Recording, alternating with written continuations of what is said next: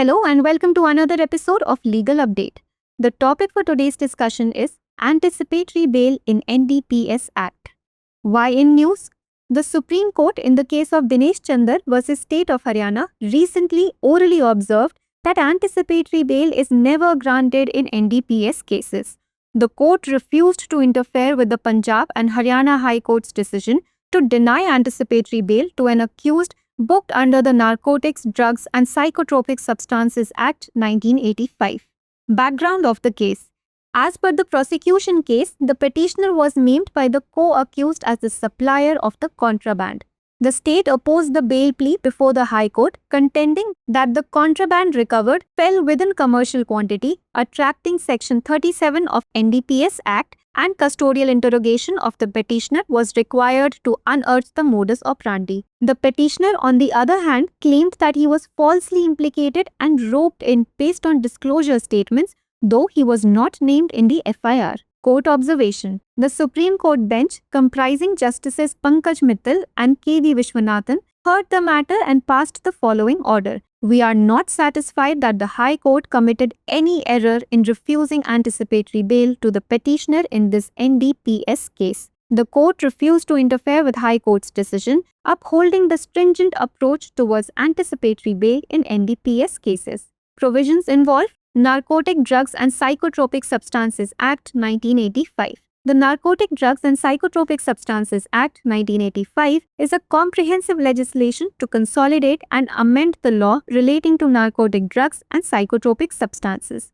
Section 37 of NDPS Act. Section 37 of the Act provides special provisions for bail in cases involving narcotic drugs and psychotropic substances, making bail more restrictive than ordinary criminal cases. Section 37 Clause 1 provides that every offence punishable under this Act shall be cognizable. Now let us look at a practice question. Which section of the NDPS Act 1985 deals with the issue of anticipatory bail in cases involving narcotic drugs and psychotropic substances? A. Section 37, B. Section 15, C. Section 50, D. Section 23. Please provide your answers in the comment section. NDPS अधिनियम में अग्रिम जमानत। सबसे पहले देख लेते हैं चर्चा में क्यों है। दिनेश चंदर बनाम हरियाणा राज्य मामले में सर्वोच्च न्यायालय ने हाल ही में मौखिक रूप से टिप्पणी की कि एनडीपीएस मामलों में अग्रिम जमानत कभी नहीं दी जाती। न्यायालय ने स्वापक औषधि एवं मन प्रभावी पदार्थ अधिनियम 1985 के तहत दर्ज एक अभियुक्त को अग्रिम जमानत देने से इनकार करने के पंजाब एवं हरियाणा उच्च न्यायालय के फैसले में हस्तक्षेप करने से इनकार कर दिया। मामले की पृष्ठभूमि। अभियोजन पक्ष के अनुसार सह अभियुक्त ने याचिकाकर्ता को प्रतिबंधित माल के आपूर्तिकर्ता के रूप में नामित किया था। राज्य ने उच्च न्यायालय के समक्ष जमानत याचिका का विरोध करते हुए तर्क दिया कि बरामद प्रतिबंधित पदार्थ वाणिज्यिक मात्रा में आता है, जो एनडीपीएस अधिनियम की धारा 37 के अंतर्गत आता है तथा कार्यप्रणाली का पता लगाने के लिए याचिकाकर्ता से हिरासत में पूछताछ आवश्यक है।